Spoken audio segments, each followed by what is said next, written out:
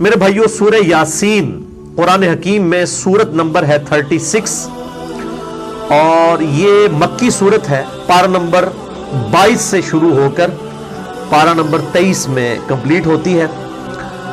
پہلی 21 آیات اس کی پارہ نمبر 22 میں ہے اور باقی ساری سورت جو ہے وہ پارہ نمبر 23 کے اندر ہے.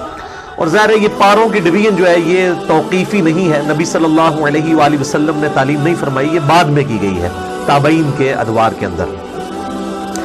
اس لیے پھر اس میں جو اس قسم کی قباحتیں ہیں صورتوں کے ٹوٹنے والی، یعنی ایک تو ہے کہ بہت آدھا ہو تو پھر قابل برداشت ہے. جس طرح کہ اب سورۃ الحجر کو دیکھیں، اس کی صرف ایک آیت پارہ نمبر 13 میں ہے، باقی پوری سورت جو ہے وہ پارہ نمبر 14 کے اندر ہے. اب وہ ایک آیت سے کیا ایڈوانٹیج لے لیا کسی نے؟ اگر وہ اس ایک آیت کو صرف کر دیتے تو وہ سورت ٹوٹتی نہ پاروں کی شکل میں. تو یہ اس قسم کی جو علمی قباحتیں اسی لیے آئی ہیں کہ یہ انسانی کوشش ہے. نبی صلی اللہ علیہ وآلہ وسلم نے پاروں میں قرآن حکیم کو تقسیم نہیں فرمایا تھا، بلکہ قرآن حکیم جو ہے یہ سورتیں 114 ان کی ڈویژن اور آیات کی ڈویژن موجود تھی، وہ بھی بغیر نمبرنگ کے، صرف وہ آیات کا پتہ تھا. اس میں میں نے ڈیٹیل لیکچر دیا ہے، مسئلہ نمبر 115 قرآن حکیم کی حفاظت کا معجزہ اور سنی شیعہ کے اختلاف کا تحقیقی جائزہ. سورہ یاسین کا جو مرکزی ٹاپک ہے یہ عقائد ثلاثہ ہے، جو مسلمانوں کے بنیادی 3 عقائد ہیں: عقیدہ توحید، عقیدہ رسالت اور عقیدہ آخرت. سورہ یاسین کی جو فضیلت ہے اس کے حوالے سے جتنی بھی روایات احادیث کی کتابوں میں آئی ہیں آلموسٹ سب کی سب ہی ضعیف الاسناد ہیں، اور ان میں سے صرف ایک صحیح روایت موجود ہے موقوفاً سیدنا ابن عباس رضی اللہ تعالیٰ عنہ کا قول، وہ انشاءاللہ میں ڈسکس بھی کر دوں گا. باقی سب کی سب ضعیف الاسناد ہیں. قرآن حکیم کی صورتوں کے فضائل کے حوالے سے سورہ یاسین ہو، سورۃ الملک ہو، سورہ الواقعہ ہو، باقی صورتیں، اس حوالے سے میں نے ڈیٹیل لیکچر کم از کم 3 گھنٹوں میں 3 نشستوں میں یہیں پر ریکارڈ کروایا تھا. سورۃ الرعد کی آیت نمبر 28 کے کانٹیکسٹ میں، الا بذکر اللہ تطمئن القلوب، آگاہ ہو جاؤ اللہ کی یاد ہی میں دلوں کا سکون ہے. اور اللہ تعالیٰ کا سب سے بڑا ذکر الذکر یہ قرآن حکیم ہے. انا نحن نزلنا الذکر وانا لہ لحافظون، سورۃ الحجر آیت نمبر 9. تو میں نے اس اللہ کے ذکر والی جو آیت ہے سورۃ الرعد آیت نمبر 28، اس کے کانٹیکسٹ میں قرآن حکیم کی 12 صورتوں کے فضائل 3 نشستوں کے اندر مسئلہ نمبر 112 ABC یہ ریکارڈ کروائے تھے. آج میں اس ڈیٹیل میں ہی جاؤں گا، اس میں میں نے سورہ یاسین کے حوالے سے بھی ڈسکشن کی تھی. بہرحال اس حوالے سے سورہ یاسین کی فضیلت میں جو 3 ٹاپ آف دا لسٹ روایتیں پبلک کے اندر مشہور ہیں، سب کی سب ہے تو ضعیف ہے، لیکن میں ان کو یہاں پر مختصراً عرض کر دوں. اور ان احادیث کے نمبرز میں انشاءاللہ مشکات کے بھی بتاؤں گا، کیونکہ میں مشکات کے بارے میں اکثر یہ ڈکلیئر کرتا ہوں کہ مشکات از دا انسائکلوپیڈیا آف حدیث. اہل سنت کی مین سٹریم کی 13 کتابوں کے یہ نوٹس ہیں. بخاری، مسلم، ابو داؤد، ترمذی، نسائی، ابن ماجہ، الموطا امام مالک، سنن کبریٰ، البیہقی، المستدرک للحاکم اور کئی کتابوں میں سے یہ سمجھ لیں آپ نوٹس ہیں. یہ انسائکلوپیڈیا آف حدیث ہے. جس کے پاس مشکات آ جائے آپ سمجھیں کہ اہل سنت کی تمام کتابوں کا آلموسٹ خزانہ اس کے پاس ان 3 جلدوں کے اندر آ گیا.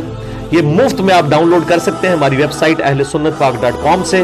18 MB کی 3 فائلز ہیں. شیخ زبیل زئی رحمہ اللہ تعالیٰ کی تحکیم اور تخریج کے ساتھ مشکات المصابی، اور اس کے تعارف میں میں نے پورا لیکچر بھی دیا ہے، مسئلہ نمبر 111B. جسے شوق ہو تو وہ ضرور دیکھیں.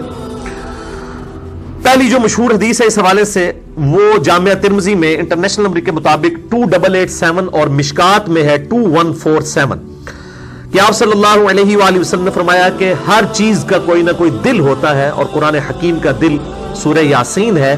جو اس کی تلاوت کرے گا اسے 10 دفعہ قرآن حکیم پڑھنے کا ثواب ملے گا. لیکن یہ روایت جو ہے یہ اصول محدثین پر کمزور ہے. اس میں ایک راوی ہے ہارون ابو محمد، وہ مجہول الحال، ان نون راوی ہیں جن کا کوئی پتہ نہیں ہے، اور لاپتہ راویوں سے جو روایتیں ہیں وہ محدثین کے ہاں قابل قبول نہیں ہوتی.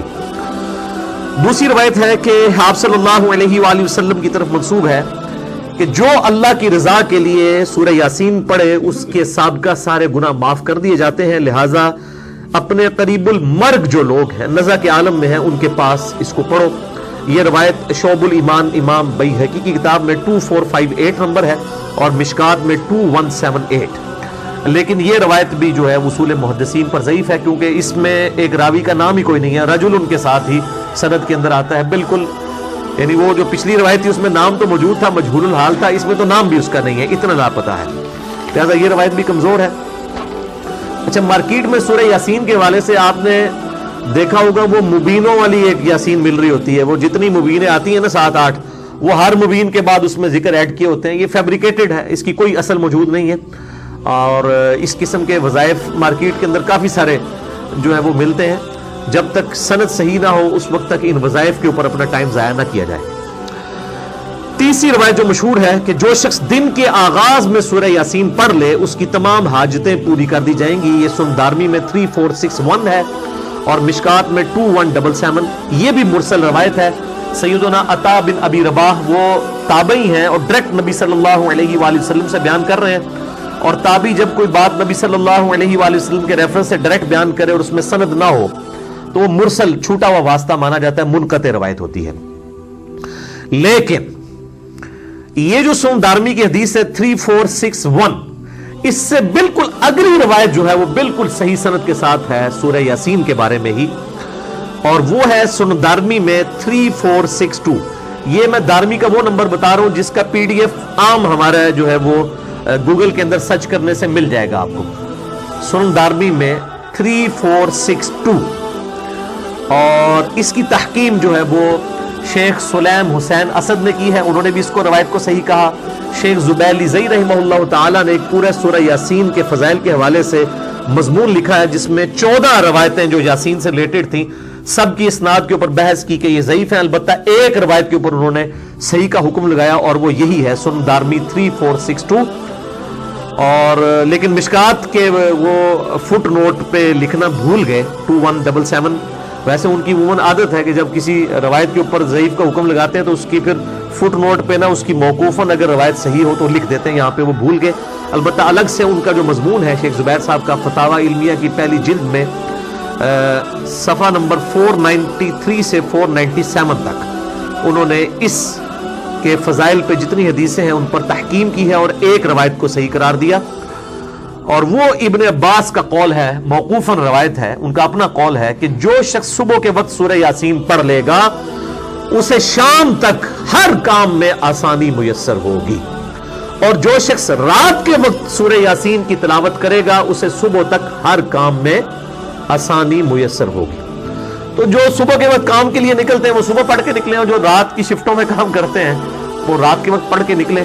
یہ روایت بالکل صحیح ہے، اور یہ محدثین کا پیٹ رول ہے کہ جب کوئی غیبی خبر ہو اور اس میں صحابی نبی صلی اللہ علیہ وآلہ وسلم کو مینشن نہ بھی کرے تب بھی اس کو آپ نبی صلی اللہ علیہ وآلہ وسلم کی طرف ہی منسوب مانیں گے موقوفاً ہونے کے باوجود، اس لیے کہ غیبی خبر نبی صلی اللہ علیہ وآلہ وسلم کے علاوہ کسی کے پاس نہیں آتی ہے، کیونکہ جو علم غیب ہے، غیب کی خبر اللہ تعالیٰ اپنے صرف پیغمبروں کو دیتا ہے. لہذا ابن عباس جو اتنا بڑا دعویٰ کر رہے ہیں یہ پھینکنے والا نہیں ہے، یقیناً اس روایت کی اصل موجود ہے، اور یہ روایت صحیح سند کے ساتھ سنن دارمی 3462 الحمدللہ موجود ہے. باقی صورتوں کے حوالے سے اگر آپ نے لیکچر سننا ہو تو مسئلہ نمبر 112 ABC میرے 3 لیکچرز یہیں پر ریکارڈ ہوئے تھے، یوٹیوب کے اوپر اویلیبل ہیں، آپ ان کو دیکھیں. 3.5 گھنٹے کی آلموسٹ سب ملا کے گفتگو بنتی ہے. ہماری ویب سائٹ اہلسنتپاک.com پہ بھی آپ کو وہ 3 لیکچرز مل جائیں گے انشاءاللہ تعالی.